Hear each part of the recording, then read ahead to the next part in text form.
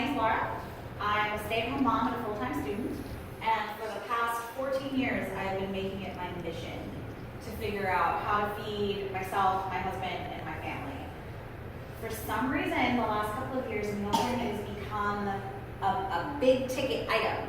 It's all over the place. It's on Instagram and Pinterest and Facebook and Twitter, and everyone's talking about it, and it can be overwhelming with what recipes do you use? Do you use 21-day fix with all the little Tupperware containers? How are we doing all of this? And I've come up over the years and years and years of trial and error with something that is very, very simple, something that is super efficient, and it's really fast. Now it takes me about an hour on Sunday nights, and that includes cleaning out my refrigerator to completely meal plan 4 things a day for the whole week.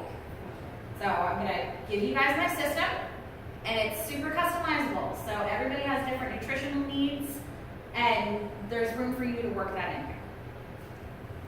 So the big steps, there's 3 of them. 1, setting yourself up for success. If you do a little bit of planning in the beginning, when it actually comes time for you to sit down and meal plan every week, it goes a lot faster. So I'm gonna go through the steps of how you can set yourself up. Number 2 is making planning simple. It doesn't have to be complicated. There are millions and millions of recipes out there. There are thousands of different ways to plan. I'm going to show you one that's fast and easy and customizable to whatever your household needs at the time. And then number 3 is I'm going to give you a little bit of advice for planning ahead for the unexpected and planning ahead for the future. Because I know for myself, the unexpected is what always threw me off. And now I know how to take care of that, and I'm going to share it with you guys. So the information comes from me, my years and years of trial and error and experience, and I have used things that I found on Pinterest, other moms, other teachers, and a little bit of logistics from my Army experience. So that's where all of this information is coming from. So number 1 is your setup. Getting yourself set up for success just makes it easier for you to do it later. It takes a small amount of effort, and it really, really helps things out. Number 1 is setting a reasonable food budget.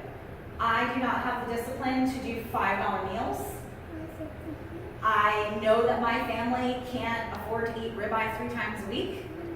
So the easiest way for me to do it, the USDA has been actually keeping track of how much money people spend. For the last 20 years, Americans, families, have spent 10% of their disposable income. That's a good place for you to start. Now that also takes into account eating out and eating in. I plan for eating out. So when you're thinking about your food budget, think about that as well. Number 2 is to stock your pantry and your freezer. A lot of the weird things that we end up having to run back and forth, or the things that end up throwing off your meal plan, is because you thought you had sugar and you don't. You thought you had green beans, but you don't. I don't have that spice. I don't have that ingredient. Now your entire meal plan is thrown off.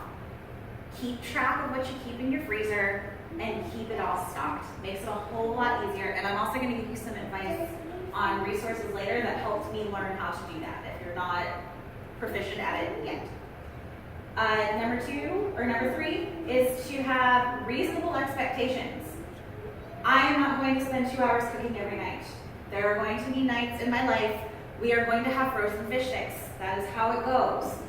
I am probably going to eat out on Mondays nights. We have Cub Scouts that night. I know I can't possibly cook a pot roast that day.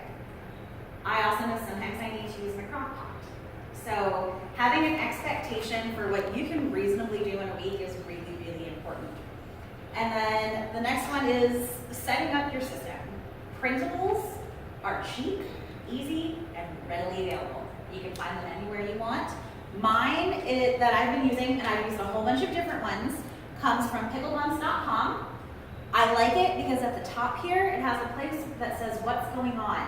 I know he has a CQ shift that day. I know my daughter has lessons that day. And so before I even start planning, I can see each day what the expectations of our family are, and I can move on from there. The other thing that I did that took a little bit of time is what I call a mini menu. When you go to a restaurant, you have a menu. This is everything that we have here at the restaurant. What do you want? I went ahead and wrote down the things that I cook. And when I sat down and actually wrote it out, it was amazing how many things I have that are easy and quick for me to put together. And now, when I ask my daughter what she wants for lunch this week, I hand her the menu. What do you want for lunch this week? And she can go peanut butter and jelly sandwich, pepperoni pasta salad, chicken noodle soup. Bang, done. There is no, I don't know. It's tangible, it stays up, and it's ready to go. So if you can do this for lunches, for dinners, whatever you tend to blank out on the most, having it written out like that is super great. And you guys can come up at the end and see what I did for the menus, because it broke it down really easy. I know if they want subs this week, I can do an Italian sub, cold cut sub, turkey or a ham. Done. We don't need to do any more than that. Sub. Cold salads. We've got pepperoni salad, I make a pepperoni salad, and we do a ham and pea pasta salad. Pick one of the three. The things that I know that we can pull together really fast. So, next is actually sitting down and making the plan. Benjamin Franklin says, if you fail to plan, you plan to fail. Sitting down and having this done at the end of the week makes everything else a whole lot faster. So I set myself up for success by having this. So the first thing I do is to look ahead into my week. This is in mind, what's up? We have CQ. What lessons do we have? What are we planning on doing? I went ahead and made up this. I know we have movie night on Friday. We have horseback riding on Thursday. I'm doing yoga at 12:30. All of that stuff is written out. Then, when you start thinking about what you're cooking, the first question is, what do I need to use up? Then, what is on sale? And then, what's in season? Do not pull up your Pinterest recipes first, because chances are it's going to be things that are out there or difficult.